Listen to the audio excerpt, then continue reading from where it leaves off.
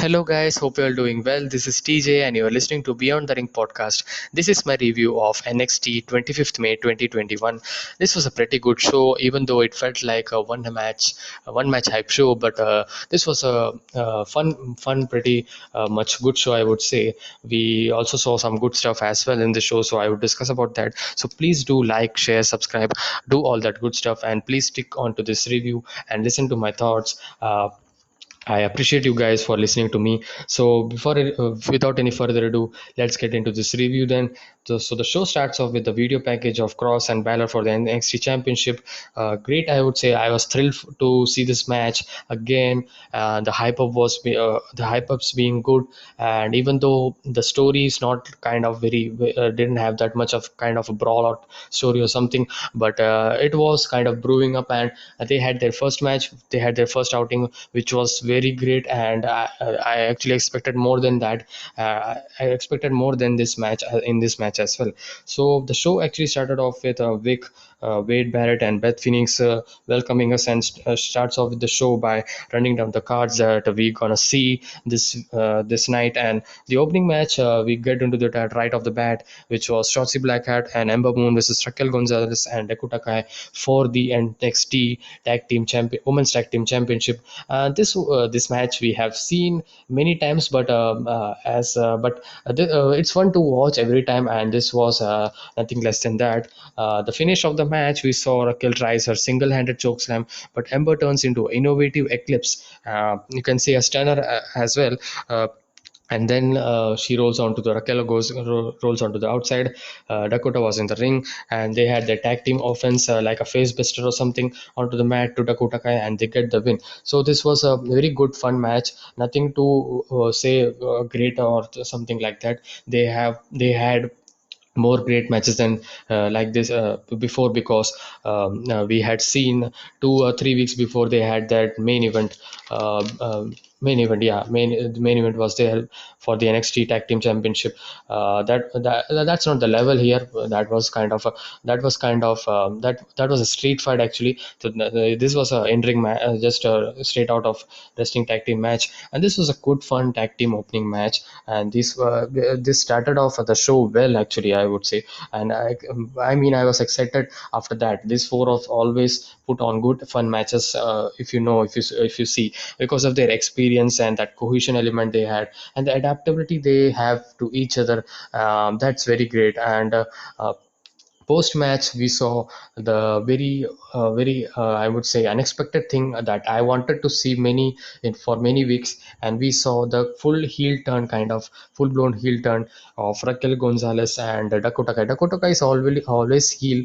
I didn't felt like, but Raquel didn't did that like that. Some heelish she did in the match, but she didn't attack or something after the match or something.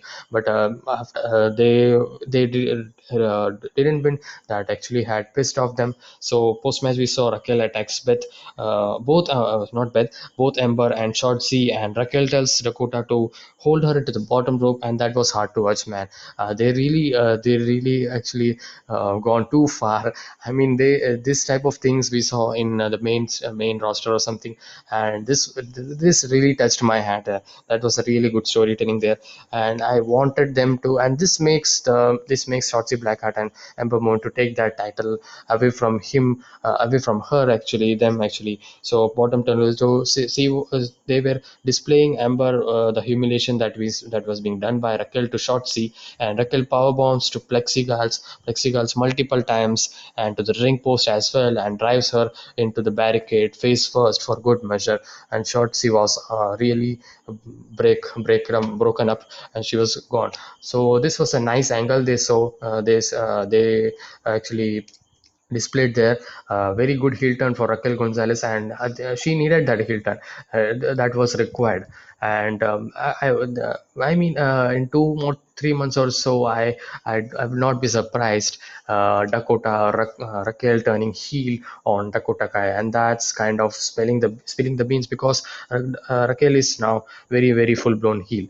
Very cocky, not a cocky, full blown heel, I would say. That's the right word. So next we saw backstage promo by Thatcher and Ciampa, and they are cutting the promo because they have been caused by that tag team championship match that they had last week actually, which had been caused by GYV Grizzly Young Veterans. And they say that we decided to face MSK. We made a mistake, and they tells this because GYV interfered in their tag team championship match against MSK, and the challenges GYV for third time.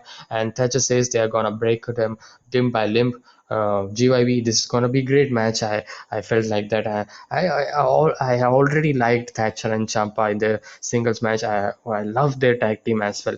They are they are one of my favorite tag team, I would say, because Champa and Thatcher, they brings about that sadistic and fiery and the drug nature to the matches, and they are my favorite, one of the favorites. And second would be MSK, and now this triangle that they are following, the series of tag team championship and just random tag team matches they are doing, and that's great, man, to see. Even though you put on that one match into the show, that would not be going wrong, because like they are that good.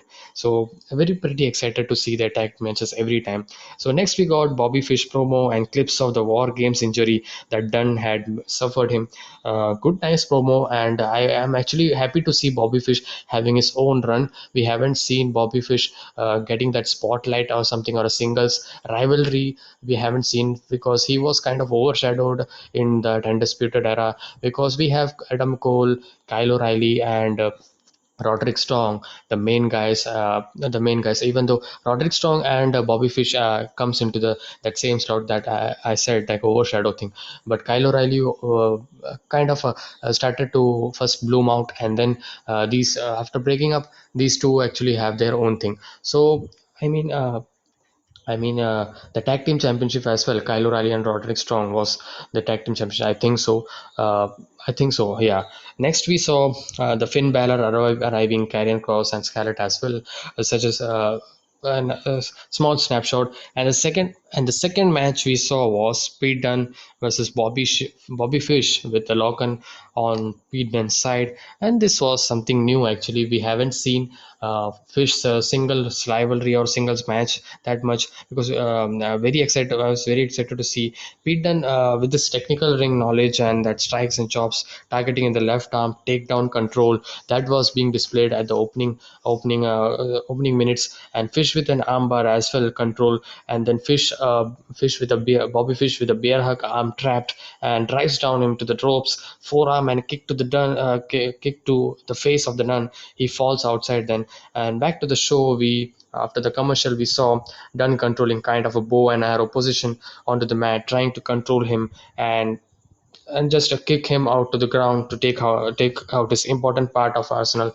Done with a multiple kicks to face, then Fish no sells it, picks him up and drives him into the corner, and kicks to the knee calves and a dragon screw, spine buster, strong forearm then, and a knee to the rib area, that kidney area by Fish, and Fish now with a sleeper on the Dunne, but Dunne takes and snaps his hands into an awkward angle. That's a trademark thing we have seen. Doesn't know all the holes and grappling because of more experience in that technical wrestling, because he is so good in the mat. He's one of the best mat based wrestlers, one of the best, I can say. Not the number one, I would say, because there are many one. That's kind of a arguably thing that you can say, arguably one of the best. It's so fun. So this was a technical wrestling clinic, I would say. Even though Bobby Fish is not into that kind of stuff, but he was really catching him to that. The chemistry was good actually, not a very great, but there was a kind of a linkage matchup mistake between. I felt like that. I'm not nitpicking anything. This was a very good showing by Bobby Fish, but. What I felt I am saying. Please put on your thoughts as well. What you felt about this match. This was a very good match, I would say, and he knows how to escape, as we saw. Whereas Fish is still trying to find out a way to control Dunn, and Dunn knows all the controls and the grappling stuff, because he has that BJJ skills, that same the thing that Kyle O'Reilly also has. But Bobby Fish is not into that much. He's more of a power guy, and his physique is we saw, because he was not wearing any shirts. We have seen every time he's wearing t-shirts or something, but this time he's not wearing any shirt or something. His body was exposed, and he's some kind of he's his physique is very big actually. He's a big guy even though his height is small, but he's a big guy. He has weight and double knee to his surgically repaired arm, and that was a good piece of storytelling. That Dunne's standing camera into a suplex by Fish was brutal angle, because that was into that rope. If you have seen this match, because if he was close to the rope and they didn't stop it, I hope he's okay. He didn't have a problem after that for Dunne. And finish was unexpected because Fish had the armbar cinched in on Dunne, and Dunne reversed into a pump handle position into and transitions into the bitter end finisher that we have seen, and got him. Post match, actually, Oni Logan attacks. Logan pulls him and over to the apron and stands on him and stands on his injured injured arm actually. And that's dangerous, man, because he had just had that repaired triceps, and he's just standing, and that was brutal to see. It's very nasty. It sometimes would have happened, something wrong would have happened, that would have been bad. This match was good. Psychology was there, drama was there. There was some fierce moment, rage moment as well. So this was a very good very good outing as well for Pete Dunne. And Pete Dunne, he already had that promo earlier last week actually, going for the NXT championship. This was a kind of a small rivalry that he was kind of having, and they shifted into Oni Logan. So now Bobby Fish is gonna having a live rivalry with Oni Logan. Great for Oni Logan as well, because Oni Logan haven't had that kind of a singles rivalry like a major, because even though Bobby Fish is not kind of at the level of Adam Cole or the top superstars, he's one of the top superstars, one of the top superstar of the faction undisputed era. So that's gonna benefit Loken and Oni Loken and Bobby Fish as well. They're gonna have a great rivalry. I don't doubt about it. And Pete Dunne, while he's going for the NXT Championship, and we saw later in the show, William Regal announces that there's going to be triple threat match next week for the number one contenders for the NXT Championship. Who are going to win this night? Who will face? Um, will face next week for the triple threat championship. Will be facing at a future point in the in your house pay-per-view actually. That's the thing. So Fish, Dunn versus Fish. This was not fast paced, but it was short, and it was a fun watch. I think they are making Dunn free from that thing, and they are going for their NXT Championship picture. So then we next gone to the Bronson Reed winning moments, a championship moment after 14 years. He is getting that redemption story, and we saw some reports as well of the Australian media covering his championship win, covering his championship. Wait a second. Covering his championship win. And next we then saw Martinez saying she lost it, but she's coming back again for that NXT Women's Championship. And we had Boa of the manager of Zaya Lee, if you remember, sneaking Martinez. I felt like that he's gonna interfere in the match. Next day, then we saw a cinematic promo of Hit Row. They are targeting all of the champions in NXT. They are saying this for 2 weeks, and they haven't done anything. They're just waiting and waiting and waiting. All the championships things are over, and they're just waiting. They're just saying only. And their debut was good, but it's kind of not focused upon right now, because lot things are going on in the NXT. That's why they are not focusing on this tag team. They're gonna do it maybe after in your house, or kind of before in your house. You can do it if you maybe you would see Isaiah going for that Kushida's Cruiserweight Championship. Maybe you can see, don't know. So I don't think so. Maybe Ashante Ordinance was saying that he's going for the Cruiserweight Championship. So maybe I don't know what's gonna happen. So third match, which was Mercedes Martinez versus Zed Enemy. This is a time filler match. Zed Enemy, if you don't know, is one of the student of Booker T's wrestling. Was one of the student of Booker T's wrestling school, Reality of Wrestling. And the match actually began. We have seen before as well. Just a kind of information to put there, and some drop kick and early forearms by Martinez. The initial movements with double underhook suplex 3 times and a dragon Dragon Sleeper. Ramir escapes actually into the spine buster, and the finish of the match, Martinez with a pump kick, and then with a air raid crash. That's the finisher of Martinez, and Martinez picks up the win. And this is a short match. Okay display for Zed Enemy. A nice time filler just there, a squash match shot. Post match we saw lights go out and turns into red light and smoke. It was Xylee as I felt. I suppose they didn't tell that, but the Martinez had that X sign after the lights come up, X sign on her hand actually. So that's interesting. Those Xylee versus, I like NXT show because they are brewing up the storylines. They are making up the storylines, getting to prepared for the card of in your house. So Xylee versus Martinez gonna happen in the pay-per-view, and we have tag team championship scenario going on. Champa Thatcher versus GYV. Maybe they're gonna have a number of contest or triple threat tag team match. We don't know. We could see, and we have that hit row thing going on. We have Kushida's Cruiserweight Championship going on. What's gonna happen? That's not clear. And we also have the triple threat match coming up next week for the NXT Championship number one contendership spot. And so very much lots of stuff going on NXT, and this is how you book. The booking that NXT is doing is not wrong. uh, I'm not saying that they are the best promotion, I would say, but they are not in the bad spot, I would say. They are really improved than 2020, and they are really putting good matches, good shows in 2021, better than 2020. Very, very improved, I would say. Last year it was kind of not that interesting, but they have really made interesting this time. This year actually, this year had not been a baddest show of NXT. I don't think so. Average show you would have. You cannot hit a home run every time. It's not a thing you can do it. It's not you can control it. So I like the booking of NXT from the three brands you see the most, and the second would be SmackDown obviously, and the worst would be Raw. The next we saw my favorite, if you know, Tony Storm standing with Ted DiBiase and some chit chat going on, and he says looking good, and of course, and then he walks over. The entourage of Alia comes and says something to Ted DiBiase, and he just throws off money and just having that everybody has a price with his trademark laugh. That only Ted DiBiase can do. No one ever can do, and that's very fun to listen. And fun stuff is coming on because Cameron Grimes music hits, and it's $1 million face off that has been announced last week.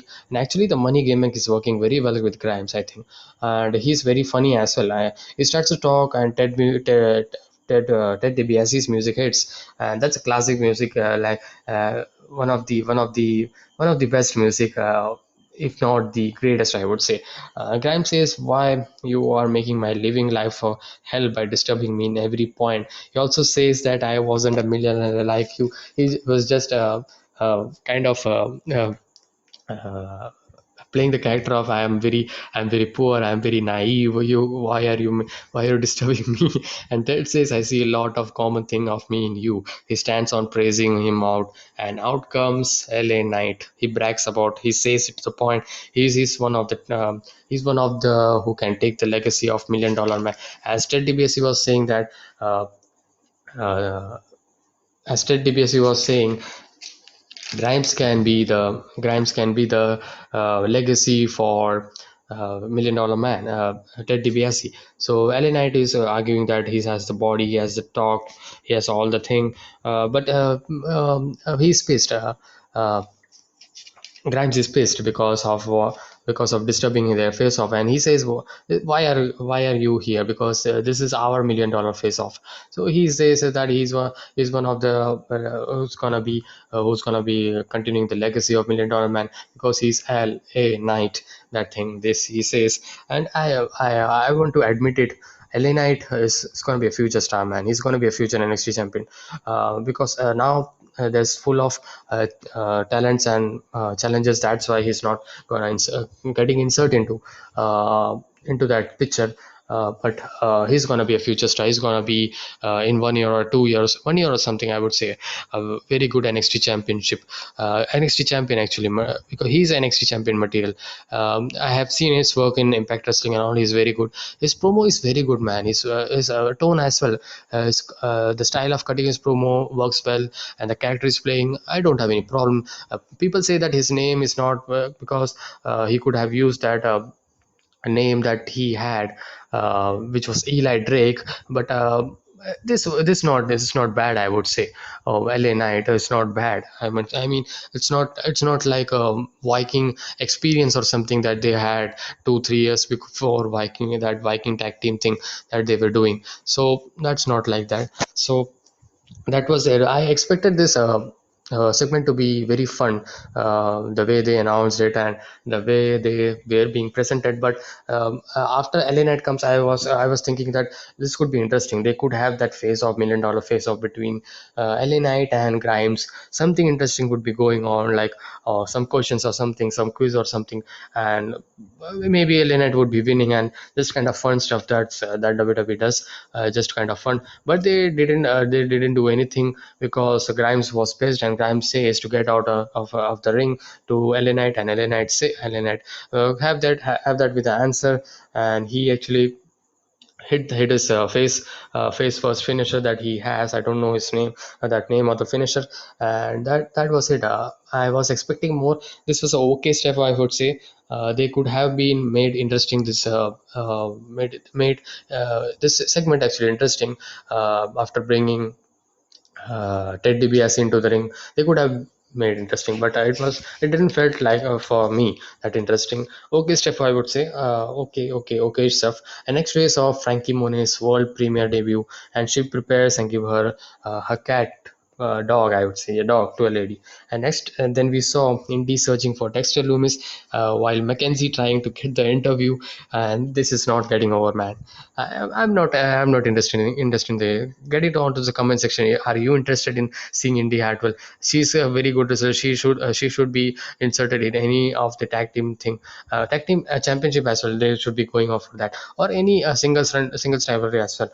But they don't have any plan. They are really passing time off. But say Indy Hartwell is very good, man. She stops by Ever Rise, and they were having something filmed, and they are pissed. They says you don't see what we are filming this thing, and they are always pissed, like something's gonna happen, something. They are just pissed. And he says, what show? And then Drake Maverick helps by saying that I think Dexter is in that room.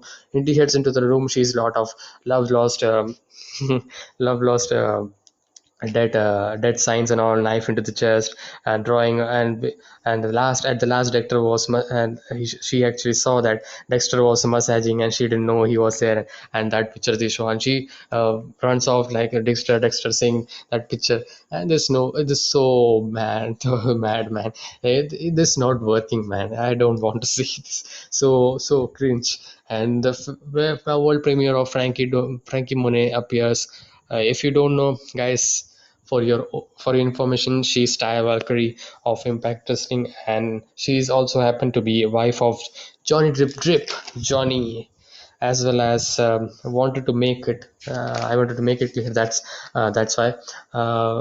I know you would be knowing. I'm not saying like that. Just wanted to clear that. So Wade says she's wearing 35,000 euro dress from Paris, and Wade Barrett was trying to control him because he was getting lost on seeing her.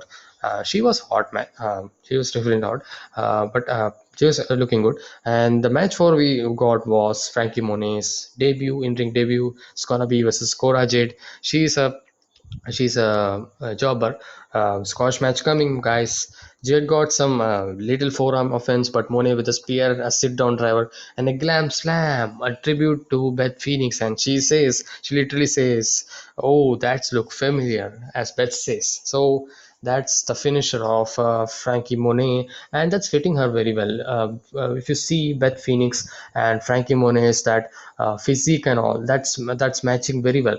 Not this time actually. If you compare it was with a 2010 time where when Beth Phoenix was performing in WWE, she resembles a lot like Frankie, like Beth Phoenix, and I'm glad she's carrying out that finisher. So next week, a normal debut, I would say nothing to say about like something. Uh, Next we saw GY. I think so. She's a heel. And next we saw GYV says they don't want to fight Ciampa and Thatcher. They came here only for the NXT tag team titles. And next week we are gonna closely watch what's going on in the MXT Tag Team MSK's Tag Team Championship, and they're gonna have a match next week for the Tag Team Championship against Legado del Fantasma. We have seen this match, but they're gonna have it again, and why not? I'm not complaining anything because it's gonna be good. I would say if you say that it's gonna be a rematch after another rematch, but I would say. But NXT is not boring us down. The matches are very good, and they mean something. They have something interesting going on every time. Uh, 1 out of 10 times you will say that they are not doing any interesting, but I'm not saying so. I'm very impressed by the NXT brand. I'm not saying that they are the best, but they are doing well. And then we saw the Bronson Reed celebration that's going on, celebration that moments and all. He has picture and hanging out with Kushida, cruiserweight champion Kushida. He's hanging out with him. Some nice moments. And next, another segments were a lot in this show. They were really trying to fill that time, and they were not kind of having that 30-minute 40-minute matches. They have in the NXT show, TV show, the main event. They hype it up, and 30-40 matches occur, and they delivered it. But this was not like that. This was kind of 25-30 minutes, I would say. Yeah, this was kind of 25 minutes, I would say. And next, we saw Imperium betrayal to Alexander Wolf. I don't know why. Walter's mic was not correct, and promo was not kind of very his promo was not kind of listening kind of clear. And he say actually he's gone from NXT. He's released actually Alexander Wolf, that betrayal that they had. And sad for him, man. It's calls all WWE stuff. And they also released, I actually happened to read that they also released Adnan Virk, the commentator of Raw. He was doing good, man. He was not the greatest um, like Jonathan Coachman, or I would say Mora Ronaldo's or something. But he is being good. He was good. It's only been 2 months and he's out. Was doing good in commentary. Just a promo which sound quality was not good. Just normal stuff, not to care about that much. Just to fill the time. And they were really having that time to fill. To Many segments were there here.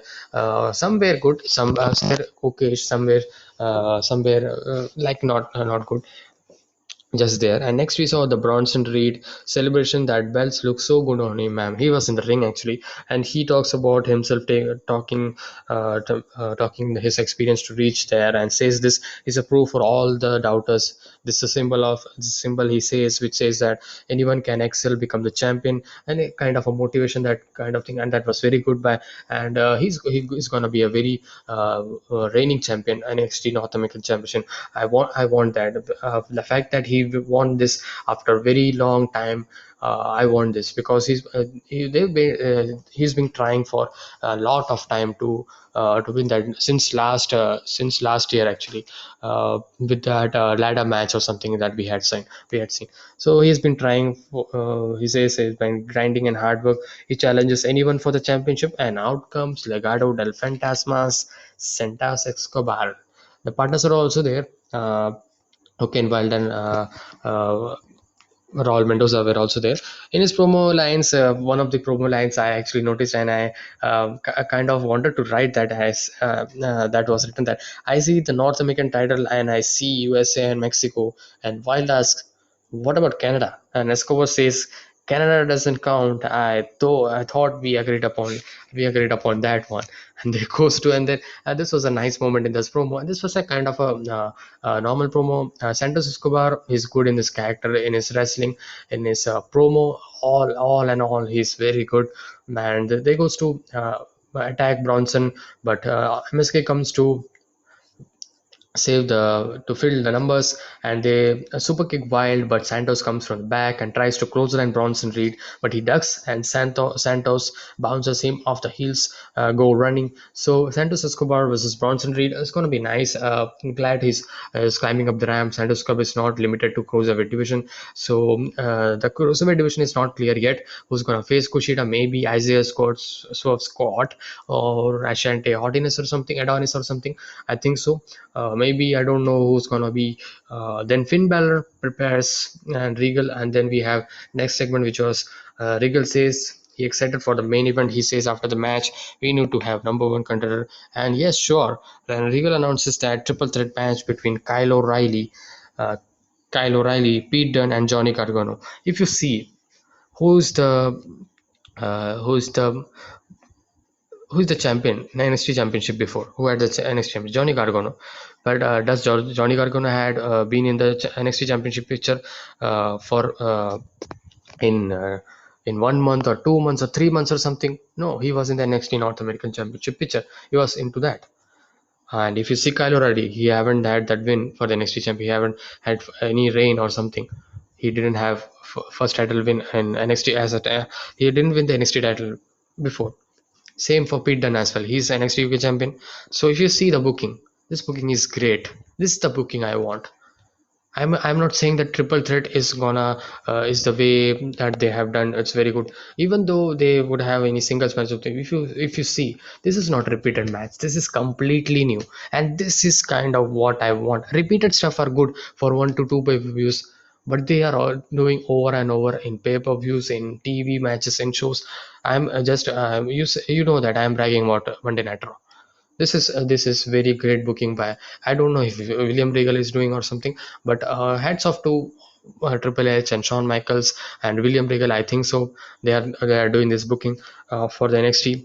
And Gargano doesn't have that taste of the top gold for a long time. So great to see into back into the NXT Championship picture. Great booking there. This is a booking that I need to see in Raw as well. Fresh faces that are important to hook the viewers actually, and that need to happen. And if you're not doing that, uh, that's not good. And next week we have triple threat match for the number one contenders spot for the NXT Championship. That's for next week, and we have MSK versus Legado del Fantasma for NXT Tag Team Championship match. That's being announced for next week's NXT show, and it's main event time for the NXT Championship. I was very excited for this match, and this was a very great match, man. Not the kind of a first outing they had, but this was a very good match to end the show. Even though in the between the show was into the first gear, but this actually really get into that upper gear after post that Frankie Monet debut. The show actually shifted to another thing. The Bronze Reed was good, and then into this thing that's great. And we go into the match without any further ado. The match starts off with headlock actually by Finn Balor. Early on we saw Finn Balor not working and not waiting and all, and throwing forearms, and just trying to control Kross as much as possible, as fast as possible, not trying to waste his time and all, and to match his speed. Kross actually tries to match his speed and catch him with his quickness, but adds a kick to the leg for Kross, and he goes outside to take a breather while because of the speed of Balor. And we didn't have any commercials in this show, in the whole show, but in this show we have two after in the main event, and that was a major contribution to the match quality being kind of not feeling that, because the commercial is good, commercial is not good for a main event. I would say if they would have done in between in any other matches, I would say they didn't do that. So because this is the longest match they had, so they wanted to cram it up in this only. because all the matches that we had was kind of a 10 minutes match, because and they don't want to cram it into that like 2 minutes or something. They have commercials, and that's going to be disturbing for the viewers. That's why they want to hook up the viewers to the last hour. That's what they are doing. So even though, and they really are doing, because even though commercials would be happening, people would be watching picture, because it's a picture in picture, you can watch it, and that's the nature. That's that. But this degrade the match quality somewhat, I would say. So we didn't have any commercial in this whole show, and there's some commercials that had happened. And the main event actually for NXT Champion, it's picture in picture, and leg control by Finn into a headlock, and then to a arm lock. Kross slows it down with his methodical pace, and a clothesline onto the corner as well, and a stomp to leg limb, and a chest, and a headlock control over and over again. And Balor reverses clothesline into an abdominal stretch and strikes on the kidney area, and multiple attack on the back, targeting the back and the kidney area by Finn Balor. Vic Joseph states that Paul Heyman and Roman Reigns, spoilers on this match were being discussed in this commentary, and I was feeling that maybe they are just teasing that Finn versus Roman Reigns post losing Finn, because I was hoping that Cross would be retaining, but I really didn't want to Finn Balor to be losing, because he's one of my favorite. But if they are going to have that shift him to the main roster, they better book it a nice, man. They better book it him very well, because don't want to see him. I'm not very kind of not interested in seeing in mid card thing, but he should go for the championship right away, either for US Intercontinental or WWE or Universal. You didn't have to be go for the rivalry or something, because he's already an established superstar everywhere, in not only WWE, in every place he's in, and he's one of my favorite wrestler. So Cross focuses on the back then as well, throwing off him off drop kick. So back and forth, back attack was going on in this match. That was the story of this match. Both of them were attacking the back, the kidney area. Cross trying to that power advantage, while Finn was his quickness and all, his submission based mat based wrestling, that mat basing skills that he has, that was displayed very well. And traps Cross actually was trapped into the apron, and this gives Balor to strike and kicks to the shoulder through the apron, that trademarks the kick from the apron. And again another commercial picture in picture. Cross picks up Balor reverses into his trademark driving elbow onto the head into the mag then, and Cross kicks out at one. Balor is surprised, and that was a very good drama and storytelling there. And Balor with a double strong, and post this the match was getting very very very interesting. And Cross taps into a straight jacket sleeper. Balor drived into that plexiglass multiple times, and a deadlift drived onto the plexiglass again, and Cross into a powerbomb position.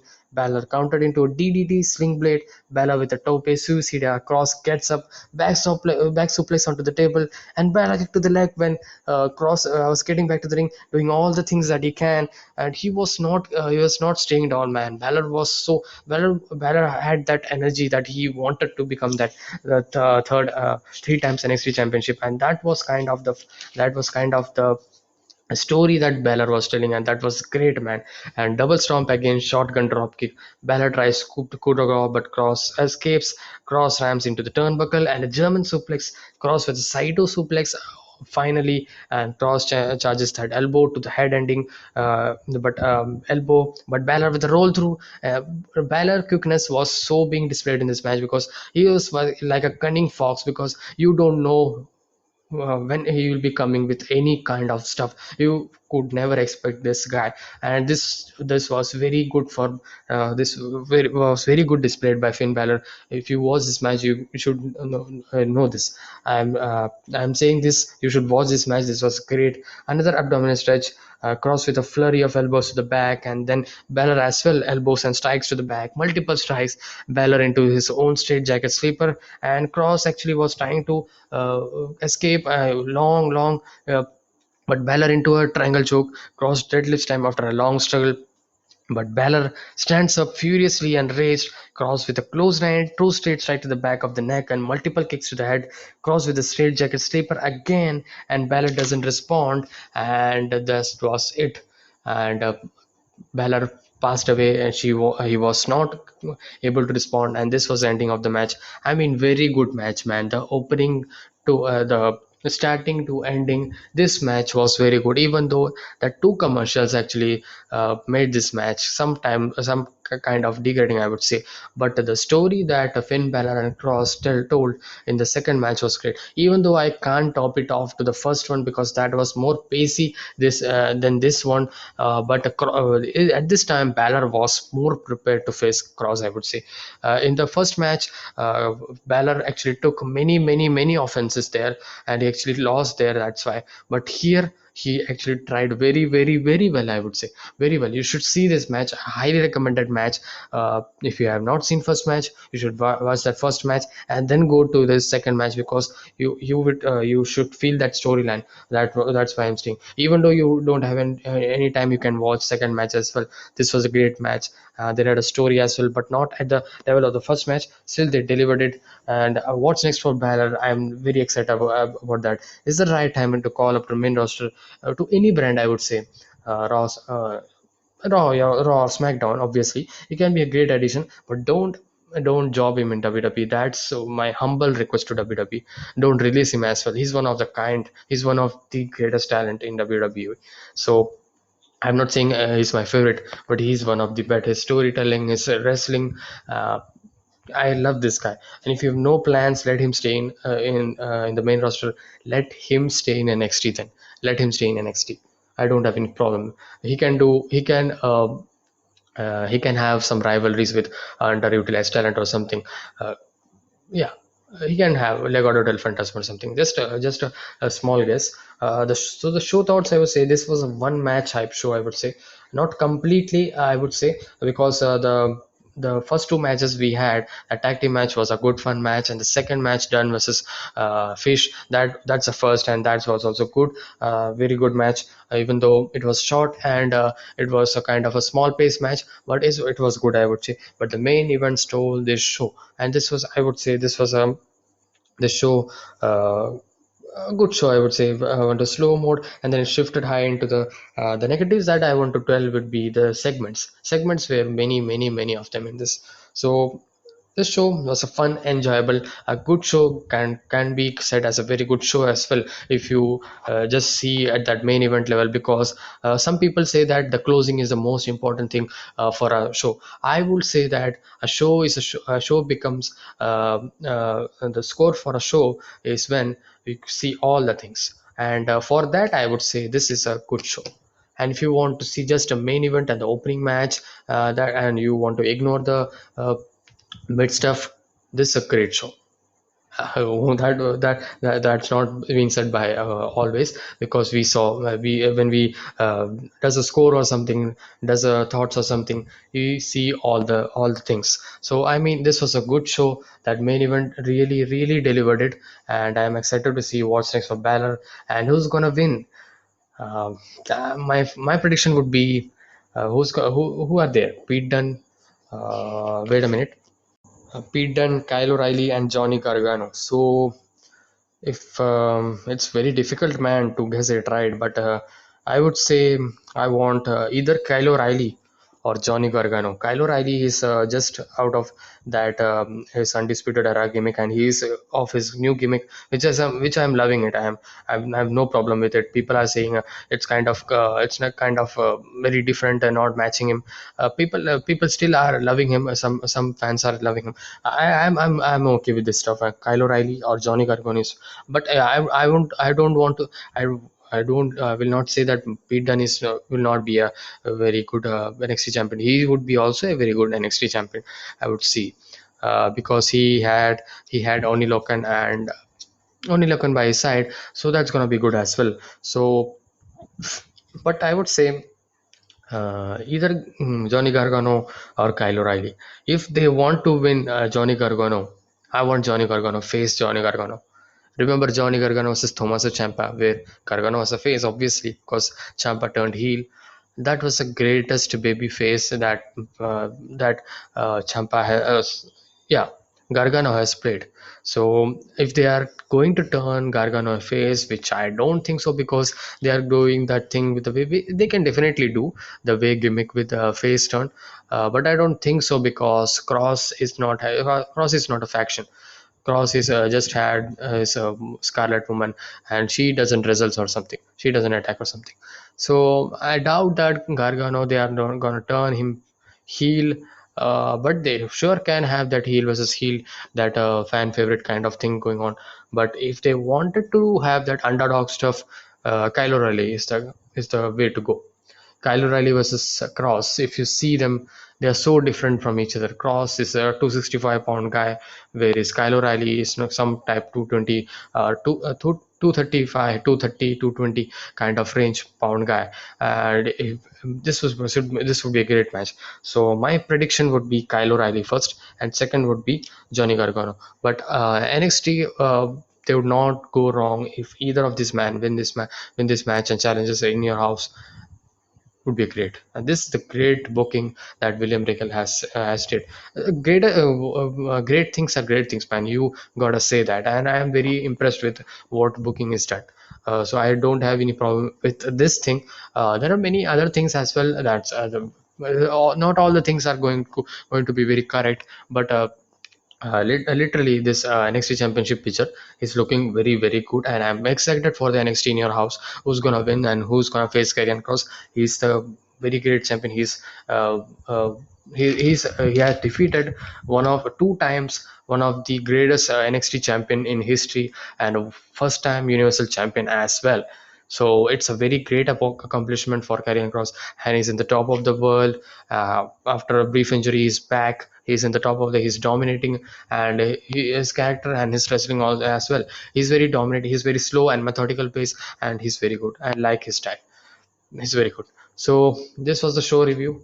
I hope you like it. Be sure to leave a like, kindly like, because that helps into my YouTube algorithms. And be sure to give your thoughts as well about this show, because I do want to discuss with you as well.